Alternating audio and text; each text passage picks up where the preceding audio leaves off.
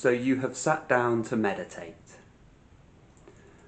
You have cleared the time out of your schedule, set that time aside so that you can simply rest in presence, find that space of inner peace and tranquility.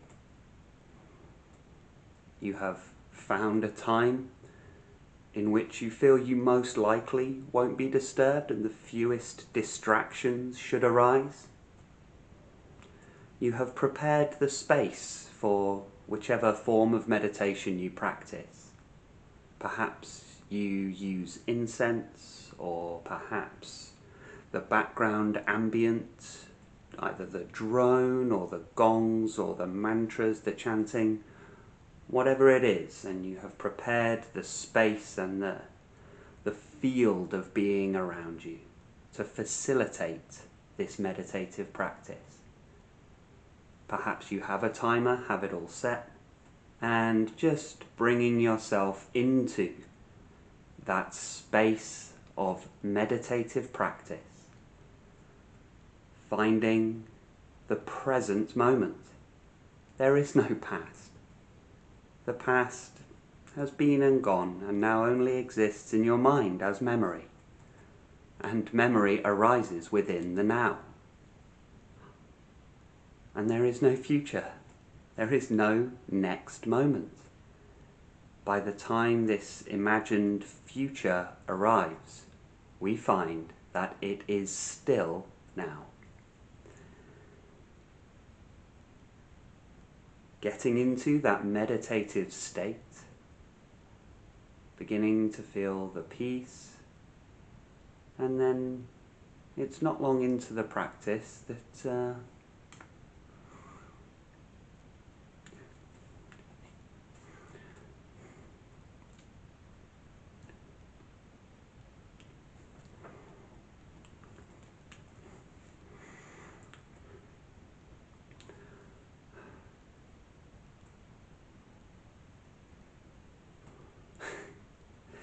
that sense of boredom arises. Feeling bored in meditation is very common.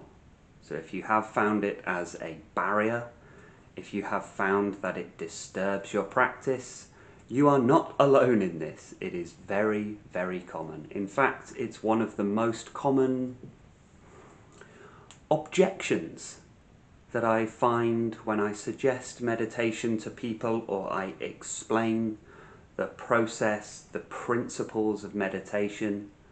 It is one of the objections that people present to say either they're not interested in even trying because, well, that sounds really boring. What, you just sit quietly? Silently in a silent room with nothing coming in? You just sit there and focus on your breath? Well, that sounds pretty boring to me, buddy. And so they're just not interested. That just sounds boring. So it prevents a lot of people from even accessing meditation in the first place. A lot of people don't even try. They don't even bother because they believe that it's going to be boring without even trying it. They just believe it's going to be boring. I mean, that gives us a bit of an insight into the way we think and the way our culture is constructed, the way that the fabric of our culture operates. This is how bad it's gotten, that the prospect of sitting quietly for 10 minutes is like, nah, not a chance. There always has to be some sort of stimulation, some sort of entertainment, some kind of distraction. So it's a barrier for people, preventing them from even beginning meditation in the first place. And it's also a barrier in that there are people who do practice meditation or are in the beginning stages of trying to incorporate this daily practice, even if it's just the 10 minutes at the start of the day or at the end of the day, just beginning to try to incorporate this formal practice of meditation.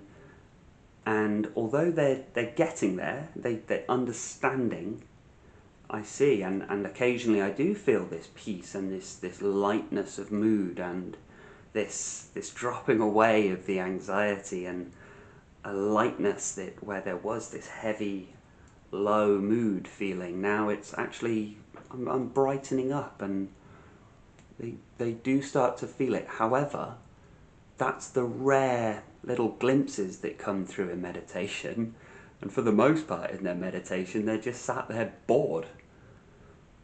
So I wanted to give because I've experienced this as well, absolutely, so I'm not saying I'm above any of this. I absolutely still get this to this day, but if I can just give a few of my tips, pointers, experiences on how to approach this phenomena, how to perceive this phenomena, what belief is more positive about this phenomena, and ultimately, if possible, how to overcome it. So, there are two perspectives, two approaches, two beliefs towards a deeper understanding of what's actually happening here, and perhaps a slightly more a proactive, a positive and a productive way of perceiving this phenomena of boredom during meditation when it occurs. So I have two of those, and then the third principle I'd like to sort of explain is actually how to use that boredom, how we're actually going to take that boredom and we're actually going to transmute the boredom and use it as the object of meditation, transmute the boredom into what it's actually trying to point you towards, which is peace. So the third principle I'd like to discuss is transmutation, how to transmute the boredom into a deeper insight and a deeper sense of peace. So the first thing to take a look at here, and this was the first insight that came to me in meditation, where I realized that being bored in meditation isn't actually a problem at all. It's not a problem at all. And that is the principle that there are far, far worse states to be in than bored. If you're anything like me, and I'm really sorry if you are, you know, my heart goes out to you if you are. But if you're anything like me, you got into meditation because the mental health was so poor, so bad, that you needed to do something to alleviate the suffering of negative states of mind. I suffered with anxiety, depression, addiction, everything basically. And so that's why I got into meditation in the first place, because I was so fed up with the suffering, the mental turmoil, the turmoil of laying awake at night with just chaos in my mind, just constant fear, constant rumination, constant worry, constant doubt, constant guilt, constant anger, just this relentless barrage of negative thoughts and feelings. And when I finally got round to sorting this out, one of the principles and practices that I took up was meditation. And I had all of the common barriers and objections to it, and one of them was, yeah, but that sounds boring. But I was so fed up with suffering, I thought, well, I might as well give it a try anyway and see if there's something to it. So I got into that practice of meditation, and yes, at times, but I'm just sat here. You hear this as a common a common problem posed to meditation teachers is I'm not sure if I'm actually meditating, because am I not just sat here? I think I'm just sat still. I'm not sure if I'm doing anything. And so I had this. But then the insight came to me that actually, okay, so I'm sat here and I'm bored. I'm just straight up bored out of my mind. Like, yes, I'm breathing deeply and I'm focused on the breath. Yes, I'm fully here in the present moment. But the present moment is really boring. But the insight came to me, but boredom is a massive step up from mental and emotional turmoil. Right? Now, when I got that insight, I was like, oh yeah, that's really interesting. How did I not see that before? That's how tricky the mind is. That's how insidious, subtle, and sly the mind can be. The mind doesn't like being seen clearly. Isn't that interesting? So when I had this insight, but boredom is actually, it's not that unpleasant. Not really. Like, it's not the most pleasant feeling. We're not jumping up and down, bouncing around, singing songs, and it's not like an ecstatic feeling. It's not a blissful feeling. However, and this is very telling, it is far, far better than anxiety, depression, turmoil, chaos, all of the negative states of mind and emotions that it's possible to have. So boredom, of all the things to suffer, boredom isn't the worst thing. And I found a huge amount of liberation in this, because I started to realise, so even if this practice of meditation, all it does is stimulate this feeling of boredom. Stimulate's probably the wrong word. If all it does is evoke a state of boredom, well, that's good then, because I can do this practice now. If I'm feeling anxious and miserable and I'm suffering, I can meditate and be bored instead. And being bored is, well, it's not ideal, but it's a massive step up from psychological turmoil. It's a massive step up from mental suffering. So why would boredom be a barrier to meditation? And in the process of that, you start to look forward to your meditation time. Maybe throughout the day there's a bit of that chaos and turmoil, and you start thinking, oh, I can't wait to go home and just be bored. Because boredom, as I'm going into the second point here, it's not actually boredom that you're experiencing. So the state of what we're perceiving as bored. So firstly, just recognise there are worse states than bored, and if it does happen to you, if you do find that you sit in meditation but I just feel bored, that is not a sign to stop meditating. That's because of the habit that we have. The moment we feel bored, we have been trained since day one that the moment you start being bored, there's a distraction that's put in front of your face. So that we have this very powerful habit of entertaining ourselves the second we feel any slight discomfort at all, we seek to alleviate it. That's the habit that we're in, and that's the culture we live in. It facilitates this. So the moment you start to feel bored, it's like, no, I need something. So that's what we're doing in that meditation.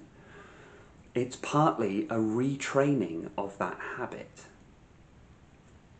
So firstly, understanding that boredom is not a bad sign. It's not a sign to stop meditating. It's not a sign you're doing anything wrong. It's actually a sign you're doing something right. So if you feel bored in meditation, make a big tick, just a very subtle little mental note, good. That's a good sign, because it means the activity of the mind is subsiding. If it wasn't subsiding, you wouldn't be bored.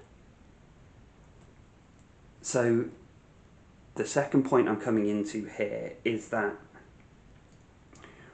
what you're experiencing as boredom is actually the ceasing of the momentum of the mind. It is what you're detecting as this feeling of, oh, I feel bored, the mind interprets as I feel bored. What's actually being detected is the subsiding of energy that is being fed to the mind. So in the same way that a thermostat can detect the drop in temperature,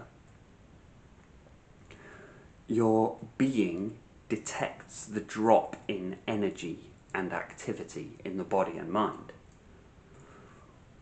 And what you're experiencing when you sit still, and it's like, oh, okay, so now I'm just still within this present moment. You've stopped, but your mind is going to try and carry on. So what is being interpreted as boredom is actually simply the feeling of something's missing. Because we're so used to stimulation 24 hours a day. There's just stimulation, external and internal. It's just being fed constantly. And just like when you stop any habit, most likely you've tried to stop a habit at some point. Whether you've tried to stop smoking, you've tried to stop drinking caffeine, you've tried to stop eating sugar, you've tried to cut down on your alcohol, whatever it is, you've probably tried to cease a habit at some point. And what's the primary feeling when we try to cease a habit? Well, we feel a bit agitated, and we feel a little bit restless, we feel uncomfortable, and we feel like something is missing. Something's missing. Well, that's because something is missing. So that feeling that we interpret as boredom in meditation is the fact that we are not feeding, we're no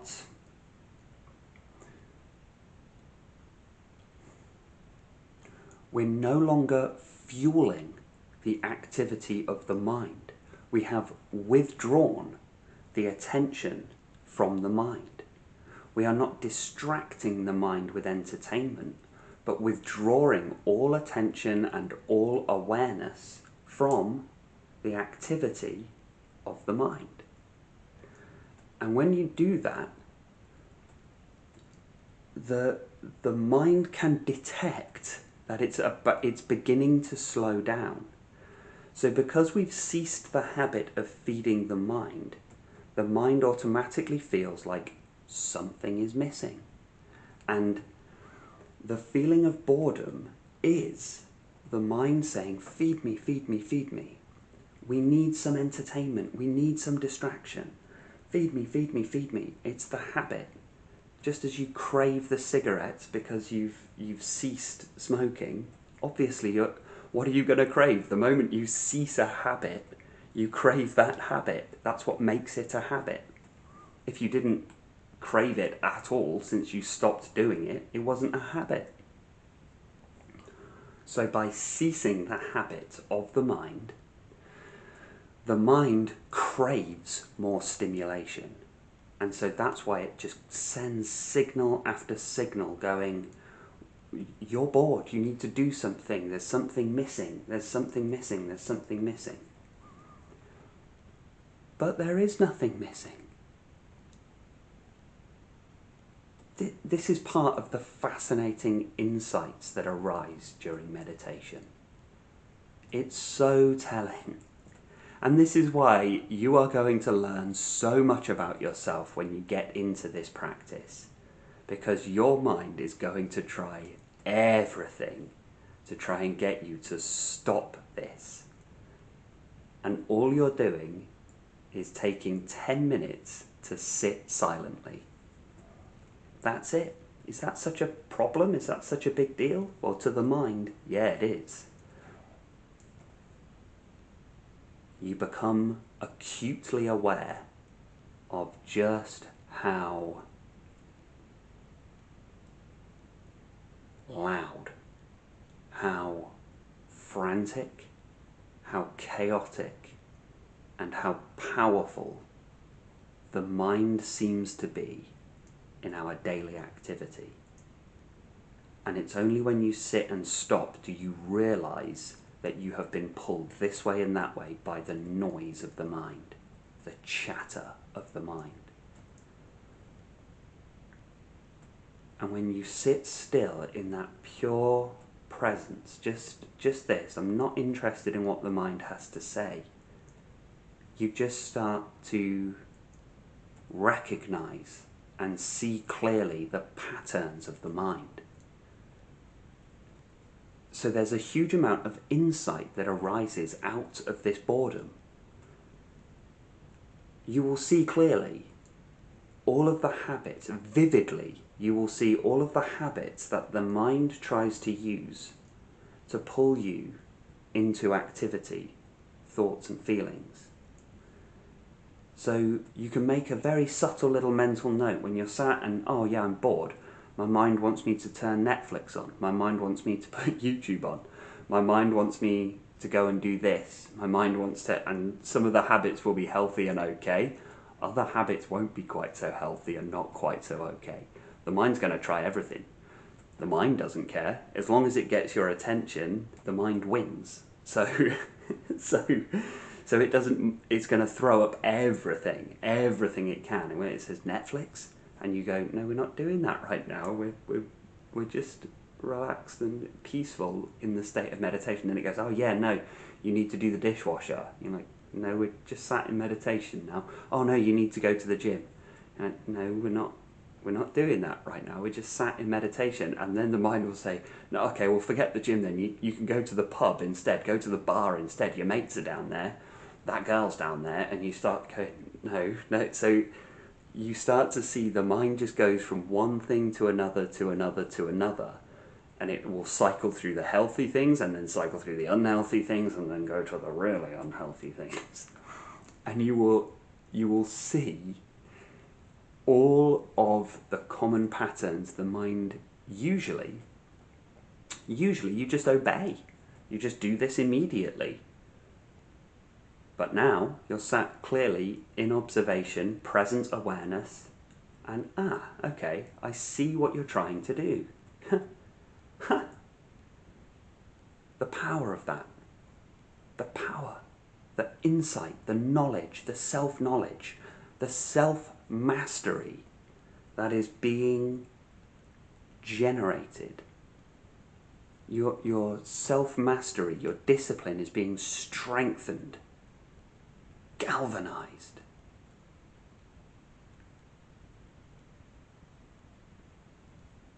Awareness is key. I say it all the time. Awareness is key. Once you're aware of something, you have power over it.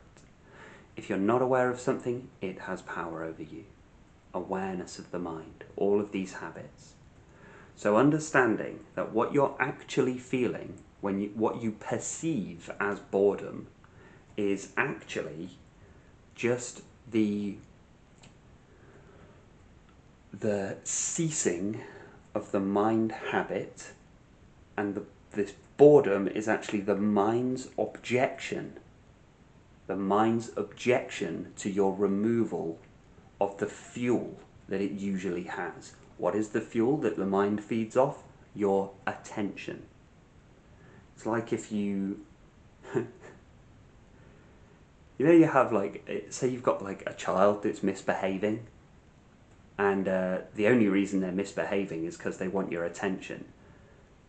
And you find if it's a particularly naughty kid, that if you feed that attention-seeking behaviour, the behaviour actually gets worse.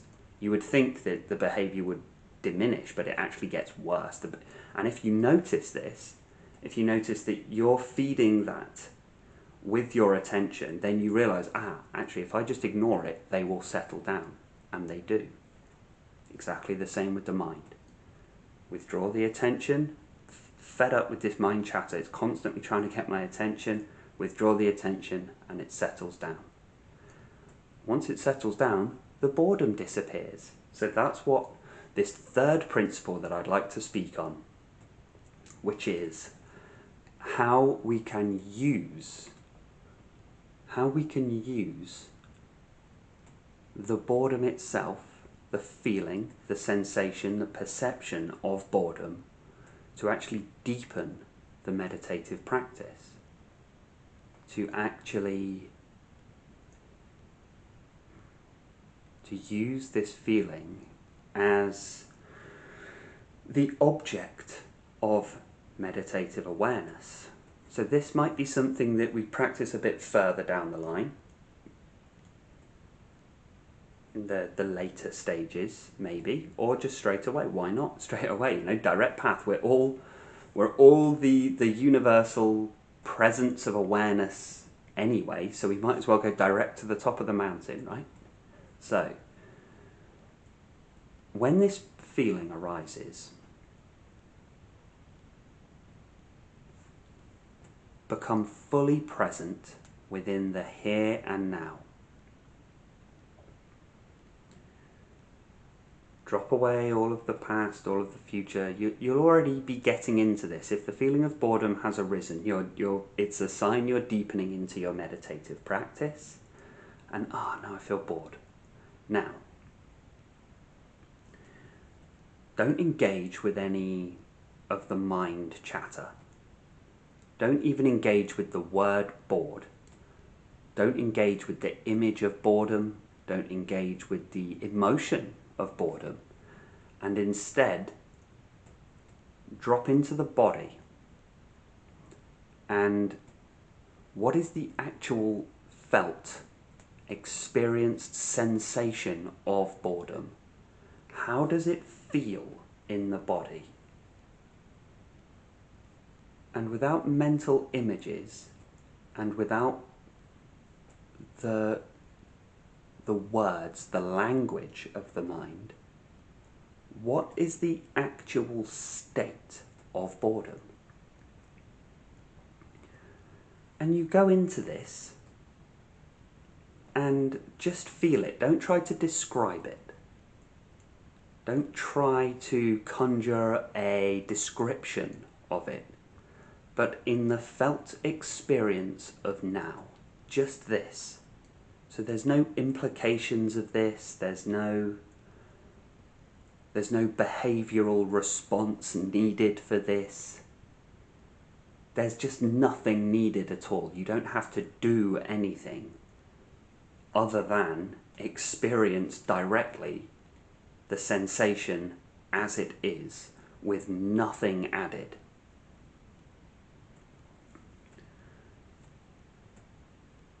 What is this sensation? Because the mind will want to say this feeling of boredom is unbearable. The mind will say boredom is an absolutely unacceptable state. Unacceptable. To the mind, that is its worst case scenario, boredom. Absolutely not allowed, not a chance.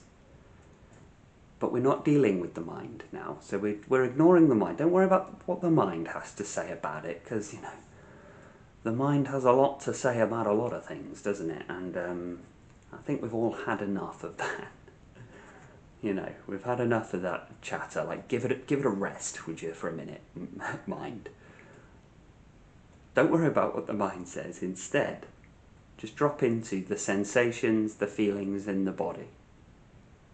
What is this sensation that is supposedly so unbearable, so painful, so awful? Just in that sensation, in the now, what's the problem again? What's the actual issue? What's the massive deal here? Because the mind wants to say it's the worst thing ever. You're sat there in boredom and, well that's all right. What is this sensation? Well, it isn't really a sensation, is it? There's nothing there. There is nothing to this feeling. There could still be in the body a sense of agitation and perhaps restlessness, or that, yes, there's that. I was going to say the sense of lack, but the sense of lack is the mind's interpretation of what's happening. The sense of lack and something missing is actually just the mind's interpretation of what's happening. As you've withdrawn the attention from the mind feels like something is lacking, but we're not interested in what the mind has to say. In the felt sense of the present moment, there's nothing there. So by doing that, we're transmuting boredom into peace. Because if nothing is there, not even the sensation of boredom, the common word for that is being at peace. The transmutation of boredom into peace. And I would, if I could be so bold as to suggest that boredom is one of the easier things to transmute.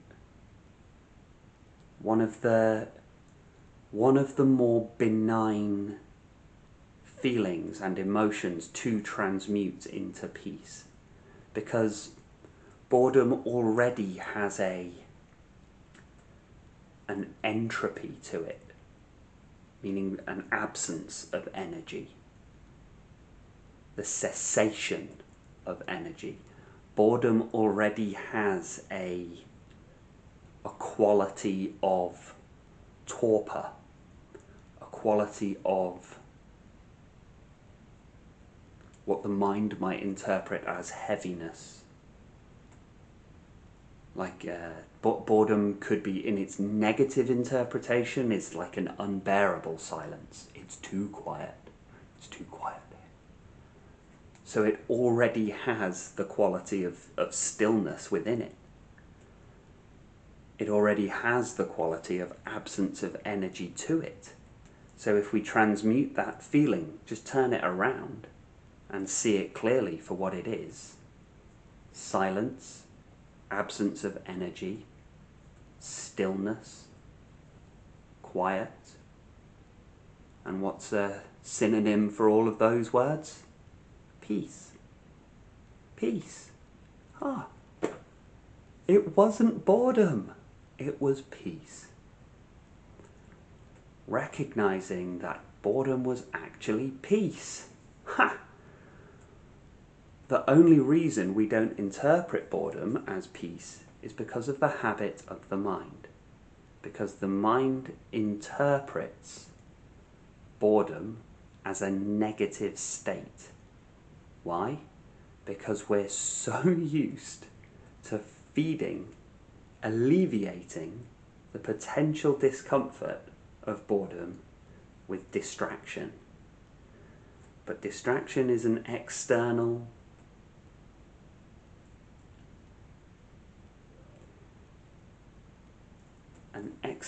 stimulus into the mind. And because the mind loves this, because external stimulus feeds and perpetuates the mind, validates the mind's existence in many ways, it's obviously going to just want more and more of it, and it has an infinite appetite for distraction and entertainment. It even enjoys negative stimulation in some ways. Strange.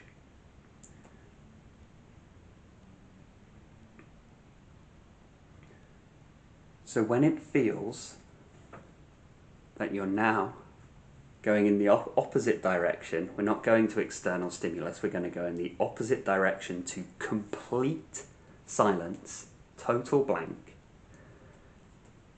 and notice the mind will try to interpret this stillness and peace as boredom. Turn that around and recognize what's actually being felt is peace. That is what we were trying to achieve with this meditative session anyway. So here we are. We recognize there are far worse states than bored anyway. Boredom is actually the ceasing of the habitual mind energy, and then finally transmuting that feeling of boredom into pure, total serenity.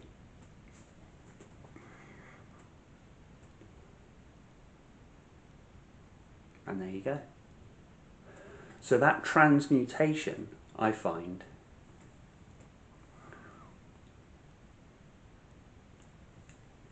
but boredom is one of the easier things to transmute into peace. But right there you can see this very common, very powerful barrier to meditation can actually be turned around and used to deepen insight and find inner peace. You might then start to think, well, what other things that my mind tries to do could I transmute? Because boredom is a good place to start with that transmutation principle, because it's already quite still, boredom. It's already a recognition of something not happening. Whereas something like anxiety, something like fear, something like guilt, something like doubt, something like anger, something like pressure, something like stress, these are going to be, they're more energized, negatively charged emotional states, and they're going to be more challenging to transmute into peace, but all of those things can also be transmuted into peace, but that's probably going to be a video for another day. I was speaking entirely on boredom here.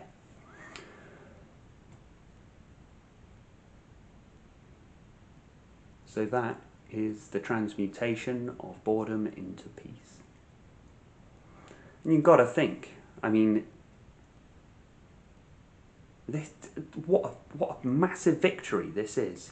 There are so many people who live their entire lives so unable to bear a single minute of boredom.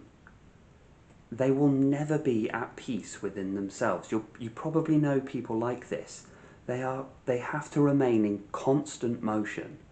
From the second they wake up, they're locked into activity. They will wake up and turn the TV on. That's a habit that infuriates me. The moment there's quiet in the room, somebody turns a device on. They wake up, immediately the radio has to go on. They even have to have the radio on in the shower. It's constant activity, constant stimulation, and then we wonder why we're not at peace. Of course we're not at peace if we constantly bombard the mind with stimulation. What did we think was going to happen? And there are many people who will go their entire lives in that frantic, exhausting, stressful state simply because they never took the opportunity to stop and examine, is boredom even a problem? And if you think about all of the awful states that it's possible across planet Earth throughout history, think of just how much suffering and horror has been endured by humanity throughout history and on this planet today. Think about all of that and just think what those people wouldn't give to just be bored for 5 minutes. So maybe boredom isn't the worst thing ever. Actually, count your lucky stars.